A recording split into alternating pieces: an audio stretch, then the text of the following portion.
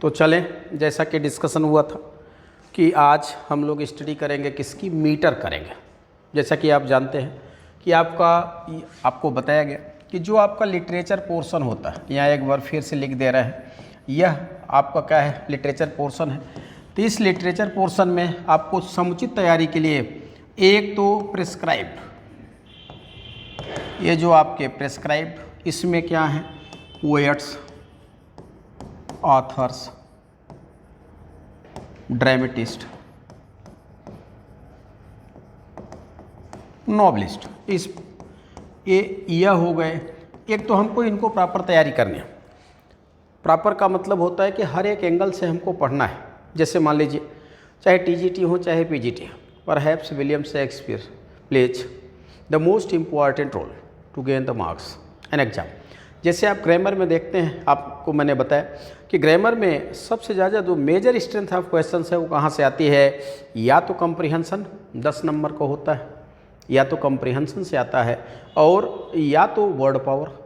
उसी तरह से अगर देखें प्रेस्क्राइब्ड में हम देखते हैं तो नंबर 1 पे कौन आते हैं, पोएट्स, ऑथर, ड्रामेटिस्ट, नॉवलिस्ट में विलियम शेक्सपियर महोदय आते हैं।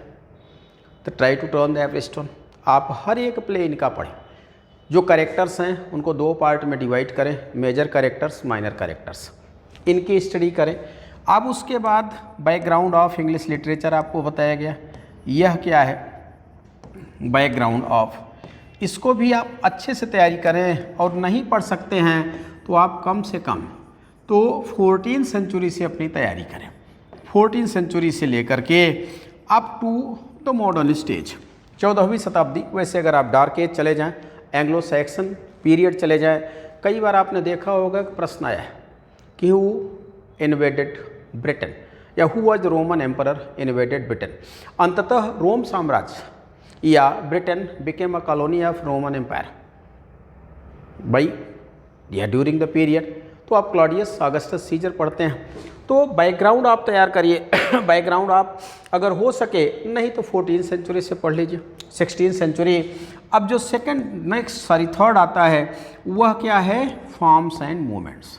वह क्या है, फॉर्म्स एंड, यह क्या है, मूवमेंट्स का मतलब यहाँ पे क्या है, लिटरेरी मूवमेंट्स। अब आज हम देखेंगे उनमें टॉपिक्स, एक एक करके आपको समझाया जाएगा।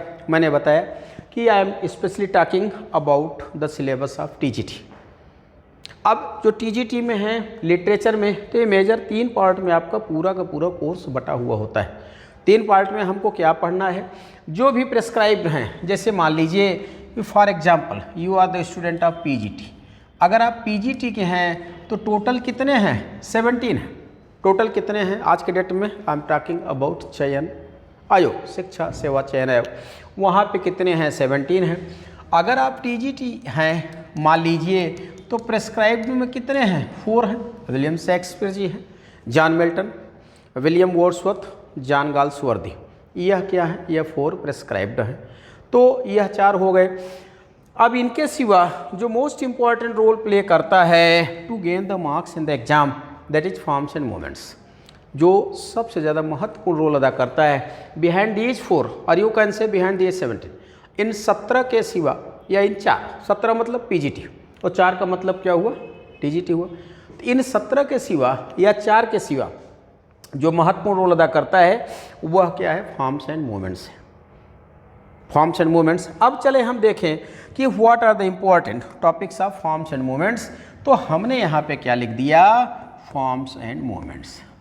यहाँ पे क्या लिखा गया, एंड MOVE। अब यहाँ पे सीरियल से क्यों लिखा जा रहा है, क्योंकि ढेर सारे बच्चे पूछते हैं कि what are the important topics which I must have to study. वह महत्वपूर्ण टॉपिक्स कौन हैं जिनको हम हर हालत में पढ़े ही, वह महत्वपूर्ण टॉपिक्स कौन हैं जिनको हम हर हालत में पढ़े ही। तो फॉर्म्स एंड मूवमेंट्स में देखिए, आप पहला जो पढ़िए वह क्या पढ़िए, वह आपको क्या पढ़ना है, मीटर, METR। यह ब्रिटिश और इंग्लिश का गेम है। नंबर 1 में हमको क्या पढ़ना है, मैंने क्या लिखा है, मीटर लिखा है। आपको मीटर को तैयार करना है। अभी मैं शॉर्ट में इनको बता रहा हूँ। टोटल इंग्लिश में मीटर कितने होते हैं, 7 होते हैं, आपको शायद पता होगा।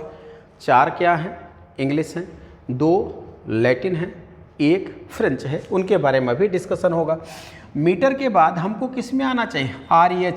REHETORICS, रेटारिक्स, या जिसे आप क्या कहते हैं, फिगर ऑफ स्पीच या फिगर ऑफ स्पीचेज। आप ध्यान दीजिएगा, बहुत महत्वपूर्ण है और हमेशा आप कंपैरेटिव स्टडी किया करिए।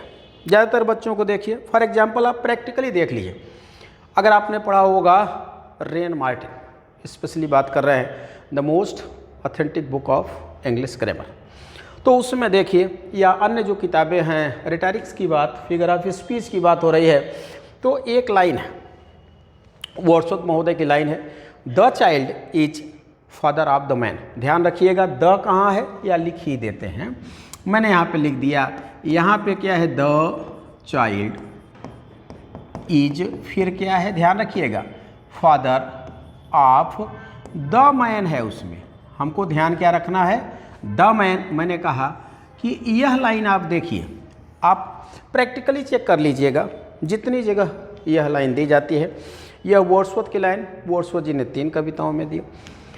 जब ये अलंकार के रूप में हमको दी जाती है तो पहले तो 2 चीज़ों को हमको देखना है कि what is the exact situation of the line. Line का एग्जैक्ट सिचुएशन क्या है? चाइल्ड के पहले द है, मैन के पहले द है, लेकिन फादर के पहले द नहीं है, इसको आप ध्यान दीजिएगा, फादर के पहले द नहीं। दूसरा देखें, अब इस लाइन को जब एग्जाम में दिया जाता है तो कम से कम 3-4 अलंकार दिए जाते हैं, 3-4 अलंकार दिए जाते हैं। नंबर 1 इसमें क्या है, कोई कहता है मेटाफर है, कोई कहता है इसमें मिटोनिमी, कोई कहता है इसमें मिटोनिमी, तो कोई कहता है कि इसमें जो है पन है, तो कोई कहता है नहीं यह क्या है, इसमें देखें तो पैराडॉक्स है, कोई कहता है पैराडॉक्स है, तो कोई कहता है नहीं यह तो कहावत है, यह तो प्रोवर्बियल हो गई है। तो अब जब हम परीक्षा में पढ़ें, परीक्षा की तैयारी कर रहे हैं, तो हमारे अंदर तो 2 चीज़ें होनी चाहिए ना। Number 1 clarity of things, that is must, हमारे अंदर क्या, चीज़ों में स्पष्टता होनी चाहिए। चीज़ों में स्पष्टता से हमारा तात्पर्य क्या है, ये फिगर ऑफ स्पीचेज जो होती हैं, तो इनको जब पढ़ें तो हम देख लें कि किस स्थिति में इस मिटोनोमी में जाएगी, किस स्थिति में यह पैराडॉक्स हो जाएगा, किस स्थिति में यह पैराडॉक्स हो जाएगा। तो नंबर 2 पे हम क्या पढ़ते हैं, रेटारिक्स पढ़ते हैं। अब उसके बाद नंबर 3 पे हम क्या आते हैं यहाँ पे आते हैं कि काइंड्स ऑफ हम लिटरेचर आते हैं। अब लिटरेचर में हमको चारों पे फोकस करना है। हम पहले क्या पढ़ेंगे, हम पोएट्री पढ़ेंगे, पोएट्री के बाद हम क्या पढ़ेंगे, प्रोज पढ़ेंगे, उसके बाद हम क्या पढ़ेंगे, ड्रामा, ड्रामा के बाद हम क्या पढ़ेंगे, यह ऐसे हो गया या फिक्सन हो गया, शॉर्ट स्टोरी हो गई, ETC। अब फिक्सन हो गया, अब उसके बाद मान लीजिए हम लिख दिए शॉर्ट स्टोरी या अदर वैरायटी ऑफ लिटरेचर। लेकिन इनको हम क्या करेंगे, इनको हम डिटेल डिस्क्रिप्टिव मेथड में पढ़ेंगे। अगर पोएट्री है तो डेरिवेशन ऑफ द वर्ड्स कि the term poetry comes from, यह किस भाषा का शब्द है, यह किस भाषा का शब्द है, poetry first of all originated in, यहाँ से लगाया था। अगर हमने ड्रामा पढ़ा तो हमने अगर ड्रामा पढ़ा तो ड्रामा को भी हम ऐसे पढ़ेंगे कि द टर्म, क्योंकि कई बार होता है आप इंटरव्यू देने जाते हैं, वहाँ पे सिंपली पूछ लिया जाता है कि what is the basic difference between drama and play. ध्यान रखिएगा, बड़ा कॉमन प्रश्न है और बच्चों से जब पूछा जाता है तो नहीं बनता है, बच्चों से जब पूछा जाता है तो नहीं बनता है कि what is the basic difference between drama. Drama का मतलब इतना ही होता है action and reaction, the conversation, speech therapy. अब प्ले का मतलब होता है कि when the different items are mixed in drama, singing, dancing, conversation, ETC। ये जो प्ले है ये एक्चुअली क्या है, it's a concept of 13-14 century AD और it's a concept of BC। यह कहाँ का कॉन्सेप्ट है, ये इसीलिए ग्रीक प्ले नहीं कहा जाता, ग्रीक ड्रामा कहा जाता है। चले फिलहाल अब धीरे धीरे करके इनके बारे में आगे डिस्कशन होगा। तो मैंने इसलिए बताया कि जिस किसी को भी आप तैयार करिए, आप 4 महीने आपके पास है, जिस किसी को भी आप तैयार करिए उसको डिटेल तैयार करिएगा, ऐसा तैयार करिएगा कि बार बार आपको पढ़ने की ज़रूरत नहीं होनी चाहिए। तो काइंड्स ऑफ, ये क्या हो गया, ये आपका हो गया लिटरेचर, यहाँ पे हो गया। अब देखें इसके बाद हम आते हैं, बहुत महत्वपूर्ण चीज़ है लिटरेरी स्कूल्स, इसको मत भूलिएगा, वैसे वीडियो बनेगा आपको मिलेगा। यहाँ पे क्या है, लिटरेरी स्कूल्स है, स्कूल्स ऑफ पोएट्री है, इनको भी ध्यान रखिएगा। मेटाफिजिकल स्कूल ऑफ पोएट्री हो गया, metaphysical school of poetry, graveyard school of poetry. अब तो ले दे करके एक कुल मिला के ऐसे ही बता देते हैं कि there are 9 remarkable literary schools of poetry. ये कितने हैं, 9 हैं, इनको भी आपको अच्छे से तैयार करना होगा। यह कितने हैं, 9 हैं, इनको एक एक करके पढ़ाया जाएगा। इनको भी लिटरेरी स्कूल्स को या पोएटिक स्कूल को आपको अच्छे से पढ़ाया जाएगा, इनको आपको पढ़ना है। फिर उसके बाद जब हम नेक्स्ट आगे बढ़ते हैं तो इसमें हम क्या पढ़ते हैं, लिटरेरी क्रिटिसिज्म पढ़ते हैं, LITRARY CRITICISM। हम क्या पढ़ते हैं, लिटरेरी क्रिटिसिज्म पढ़ते हैं। अब ध्यान दीजिएगा, द नेचर एंड फंक्शन, हम अब किसके बारे में बात कर रहे हैं, लिटरेरी क्रिटिसिज्म के बारे में बात कर रहे हैं। तो the nature and function of literary criticism changed from time to time, यह भी बदला है। तो जब हम लिटरेरी क्रिटिसिज्म पढ़ें तो हम ध्यान दें, ऐसे इसको पढ़ लें। कैसे पढ़ेंगे, एंशिएंट ग्रीको GREE के ग्रीको एंड रोमन क्रिटिसिज्म। हम क्या पढ़ेंगे, ancient Greco and Roman criticism पढ़ेंगे, CRITICISM हो गया, इसको पढ़ेंगे। नंबर 2 पे हम क्या पढ़ेंगे, मेडिवल इंग्लिश क्रिटिसिज्म पढ़ेंगे, मेडिवल इंग्लिश क्रिटिसिज्म पढ़ेंगे। अब उसके बाद प्री मॉडर्न इंग्लिश क्रिटिसिज्म पढ़ेंगे, प्री मॉडर्न इंग्लिश क्रिटिसिज्म पढ़ेंगे। अब उसके बाद क्या पढ़ेंगे, मॉडर्न पढ़ेंगे, मॉडर्न क्रिटिसिज्म पढ़ेंगे या मॉडर्न इंग्लिश क्रिटिसिज्म हो गया। और लास्ट में हम क्या पढ़ेंगे, पोस्ट मॉडर्न पढ़ेंगे। और ध्यान रखिएगा, पोस्ट मॉडर्न क्रिटिसिज्म, जब भी आप क्रिटिसिज्म पढ़िएगा तो आप पहले कॉन्सेप्ट, आप पहले थाट्स को समझने का प्रयास करिएगा। हमारा थाट से अभिप्राय क्या है। देखिए, जब चीज़ें समझ में नहीं आती हैं तो परीक्षा पीरियड पे वही हमें धोखा दे जाती हैं। वह बातें, वह चीज़ें जो हमारे समझ में नहीं आई हैं, अंततः परीक्षा पीरियड में वहीं हमको दिक्कत होती है। अगर हम एंशिएंट ग्रीको रोमन क्रिटिसिज्म चले जाएं, हम इतने की बात करते हैं, जिसको अगर हम, जिसकी बिगनिंग हम कहाँ से मान लें, सोक्रेटिस से मान लेते हैं, SOCRATES। तो सोक्रेटिस से हम इसको ले आते हैं अप टू 15th सेंचुरी, मान लीजिए up to 15th century. 15th मैंने क्यों लिखा है कि before sir Philip Sidney, before Ben Jonson, हमने इसको ले आया। तो इतने तक का जो क्रिटिसिज्म है वह क्या है, आप उसको ज्यूडिशियल अप्रोच ऑफ क्रिटिसिज्म कह सकते हैं, आप उसको ज्यूडिशियल अप्रोच ऑफ क्रिटिसिज्म कह सकते हैं, आप उसको थ्योरेटिकल अप्रोच ऑफ क्रिटिसिज्म कह सकते हैं। क्योंकि every critic has given his own theory of literature and mostly it ran nearly 1500 to 1600 years. 1500-1600 सालों तक उनके द्वारा दिया गया सिद्धांत, वर्षों तक उनके द्वारा दिया गया सिद्धांत के आधार पर लिटरेचर का कंपोजिशन होता रहा है। हम इनको पढ़ते हैं। फिर हमारा क्या आता है, इम्प्रेसियोनिस्टिक अप्रोच ऑफ क्रिटिसिज्म, इम्प्रेसियोनिस्टिक। तो ले दे करके जब भी हम पढ़ें तो हमारा इतना ही पर्पज़ है कि हम सबको अच्छे से एक एक को समझ करके पढ़ें। एक एक को समझ करके पढ़ने से हमारा अभिप्राय क्या है, हमारा इतना ही अभिप्राय है कि जब हमें समझ में चीज़ें आ जाती हैं तो वह भूलती नहीं, मैं बार बार कहता हूँ। और आप ऐसे ही पढ़ने का प्रयास करिए कि first of all to understand the nature of the thing.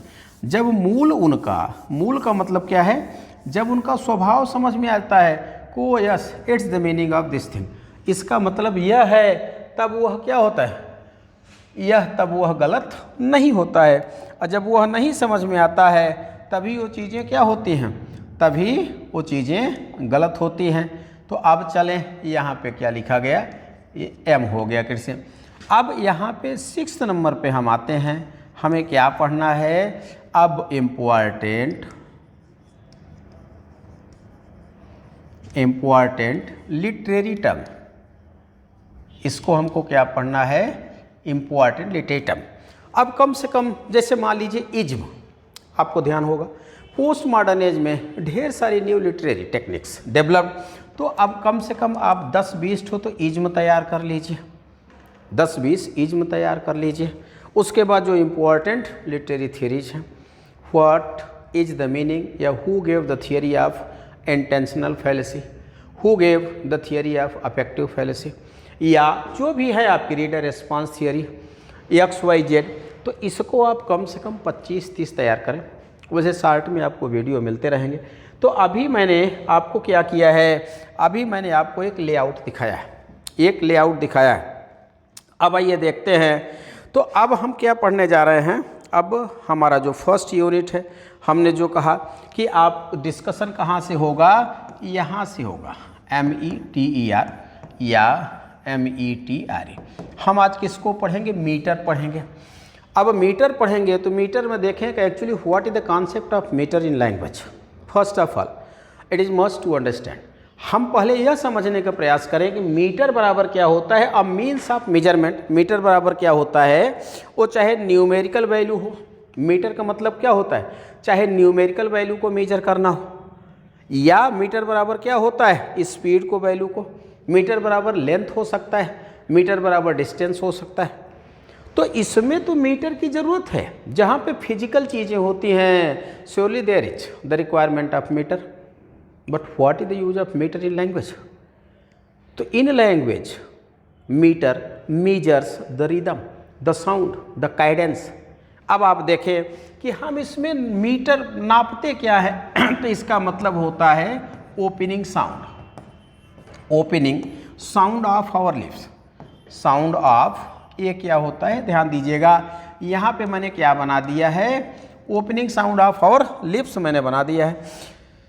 अब आइए opening sound of our lips में हम देखते हैं कि इसमें हम क्या करेंगे। इसमें हम क्या करते हैं, लिप्स में देखें तो अब हमने देखा, मान लीजिए फॉर एग्जांपल मीटर हम पढ़ रहे हैं, तो मीटर में हमने एक यहाँ पे फिगर को स्केच किया, हमने फिगर को स्केच किया।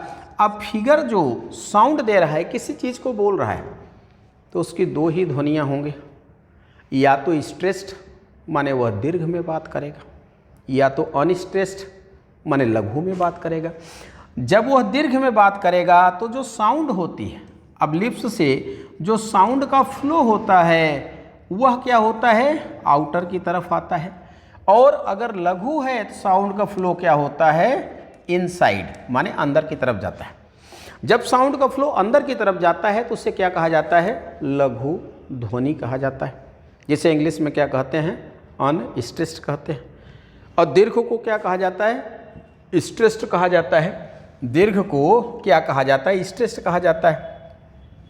अब देखिए हम प्रैक्टिकल कर ले रहे हैं, हम प्रैक्टिकल करते हैं। तो प्रैक्टिकल में हम क्या करते हैं, कुछ शब्दों को हम to pronounce according to language, भाषा के अनुसार हम उनका उच्चारण करते हैं। तो हम देखते हैं कि हाउ, जैसे हमने कहा अवेक, AWAKE, तो हमने जब अपना लिप्स खोला, हमने जब मुंह खोला तो हमारा मुंह किससे खुलता है, और ए किससे खुलता है, वैक। हम क्या बोलते हैं, अवेक। तो जब बोलते हैं तो ध्वनि अंदर की तरफ जाती है, तो ध्वनि अंदर की तरफ जाती है, मतलब यह क्या हो गया, लघु हो गया। अवेक में क्या हो गया, दीर्घ हो गया, अवेक।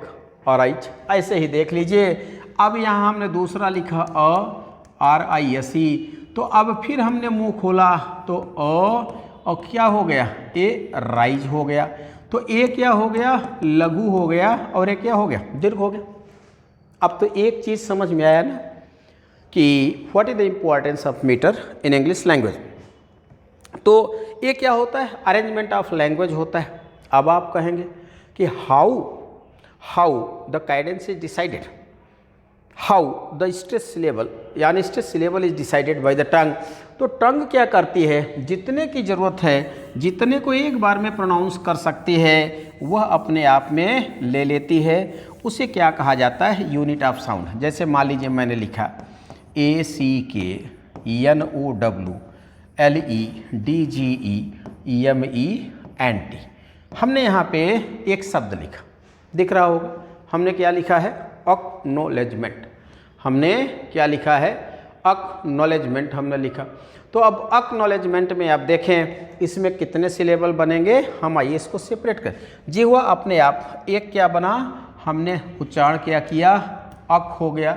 अब ये बन गया नो, यहाँ क्या बन गया नो, और फिर क्या बन गया लेज, यहाँ पे बन गया लेज, और यह क्या हो गया मेंट हो गया। इसे हमने क्या कहा एक्नॉलेजमेंट। एक्नॉलेजमेंट तो एक्नॉलेजमेंट हो गया। इसमें कितने सिलेबल्स हो गए, 4 हो गए। तो कुल मिलाकर के opening sound of the lips is the basis of metre. अब तो समझ में आ गया कि मीटर का जो बेसिस है वह क्या है, वह opening sound of the lips है। मीटर का जो बेसिस है वह क्या है, वह opening sound of the lips है। अब चले देखें, यहाँ तक हमें समझ में आ गया। तो अब हम देखते हैं कि from where the concept of metre derived. यह मीटर का कॉन्सेप्ट, या यूँ कह सकते हैं लिटरेरी मीटर, LITERARY, यह कौन सा मीटर यहाँ पे लिखा गया है, literary metre. I am talking about literary metre, not about the physical metre. अब देखें तो यह जो मीटर है वह क्या है, कहा जाता है कि ग्रीक भाषा का शब्द है मेट्रॉन। ग्रीक भाषा का शब्द क्या है, मेट्रॉन है, METRON। यहाँ है मेट्रम, METRUM। अब देखें, अभी आपसे बात हो रही थी, तो यहाँ क्या लिखा है METRU, माने यह जो मीटर का कॉन्सेप्ट है यह कहाँ से आया है, यह ग्रीक भाषा से आया है। ग्रीक भाषा के 2 शब्दों से आया है, चाहे आप उसको मेट्रॉन कह लीजिए METRON, और चाहे मीटर कह लीजिए। इनका सीधा सा फंडा क्या है, दोनों का मतलब होता है मीजर, MEASURE। क्या लिखा गया है, मेजर। तो the term metre is actually use to measure. यह किसके लिए होता है, मेजरमेंट के लिए होता है। अब arrangement of words, arrangement of letters which are the basis of syllable. एक सिलेबल में कितने लेटर होंगे, सिलेबल बराबर क्या होता है, शब्द खंड होता है। ध्यान रखिएगा, SYLLABLE लिखा गया है, बराबर क्या होता है, शब्द खंड होता है सिलेबल। अब सिलेबस मत समझिएगा, तो सिलेबल बराबर शब्द खंड होता है। अगर इंग्लिश में कहें तो syllable is actually a unit of letter being pronounced by our tongue। जब जिह्वा से जितने शब्दों को हम बोलते हैं तो उसे क्या कहा जाता है, लेटर्स कहा जाता है। अब आपने देखा सिलेबल, और जो सिलेबल हैं इसके बाद जो आगे आता है वह क्या होता है, वो क्या होता है, फूट होता है। अब फूट के बाद क्या आता है, डिक्शन। ये सिलेबल के बाद हम क्या करते हैं, फूट होता है। अब देखें तो यहाँ पे हम क्या लिखेंगे, FOOT। अब फूट के बाद हम क्या लिखेंगे, डिक्शन लिखेंगे। फूट के बाद हम क्या लिखेंगे, डिक्शन लिखेंगे। तो अब जब हम मीटर की स्टडी करेंगे तो 2 चीज़ें हमारी कन्फर्म हो गई। एक चीज़ हमारी क्या कन्फर्म हो गई है, वह है कि the term metre is derived from the Greek word metron और metrum which means to measurement. दूसरा देखें कि यह जो मीटर हमारा है इसका मतलब क्या होता है, इट मीन्स द मेजरमेंट। तो मीटर का बेसिस क्या होता है, opening sound of our lips होती है। अब हम देखें तो इसमें देखें तो metre is divided into, metre कितने भागों में बटा है, तो मीटर आपको बताया गया। हम कितने मीटर को पढ़ते हैं, हम कुल मिलाकर के इंग्लिश लिटरेचर में 7 प्रकार के मीटर को पढ़ते हैं। यह जो 7 मीटर हैं उनमें देखें तो 4 क्या होते हैं, यह अब इन 7 को अगर हम देखें तो इन 7 में अगर हम इनको देखते हैं, इंग्लिश मीटर, मान लीजिए नंबर 1 लिखा इंग्लिश मीटर, यहाँ पे क्या लिखा गया, इंग्लिश, यहाँ पे मीटर लिखा गया। तो इंग्लिश मीटर में हम जिसको पढ़ते हैं वह क्या है, इंग्लिश मीटर में हम क्या पढ़ते हैं, IAMBUS, IAMBUS। नंबर 2 में क्या पढ़ते हैं, TROCSEE, ट्रॉसी हो गया। नंबर 3 में क्या पढ़ते हैं, अनॉफिस्टिक, ANAPESTIC। नंबर 4 में हम क्या पढ़ते हैं, डैक्टिल, DECTYL। अब इंग्लिश के बाद नेक्स्ट चलते हैं तो वह क्या हो जाते हैं, वह लैटिन मीटर हो जाते हैं। अब लैटिन मीटर में हम कितने पढ़ते हैं, 2 पढ़ते हैं। स्पोंडिक पढ़ते हैं, SPON DIC, ये क्या हो गया PYRREHIC पाइरिक हो गया। एक हम क्या पढ़ते हैं फ्रेंच मीटर पढ़ते हैं, ध्यान रखिएगा। यह क्या हो गया, यह फ्रेंच मीटर हो गया। अब जो फ्रेंच मीटर है वह क्या है एम्फीब्राचेइक, AMPHIBRACHIC एम्फीब्राचेइक हो गए। तो यह क्या है मीटर है। जब हम पढ़ें, अब देखें तो हमको इनकी डिटेल स्टडी करना चाहिए, यद्यपि आज तक परीक्षा में कभी मीटर को सीधे सीधे पहचानने के लिए नहीं आया। मीटर कभी आपके एग्जाम में पहचानने के लिए नहीं आया है कि ऐसे लिख दिया alone alone all alone I wander in the forest. कभी मीटर पहचानने के लिए ना, those are lovely dark and deep I have promised to keep which metre is used by the poet, यह कभी नहीं आया। लेकिन तब भी हमारा प्रयास होना चाहिए कि हम जो है चीज़ों को समझे रहें। लघु गुणित दीर्घ का मीटर क्या होगा, दीर्घ गुणित दीर्घ का मीटर क्या होगा, लघु गुणित दीर्घ का मीटर क्या होगा, इन चीज़ों को समझना जरूरी है। तो ये अगले चैप्टर में आपके साथ डिटेल में डिस्कस की जाएंगी। ठीक है, आज के लिए इतना ही। Okay, best of, good night.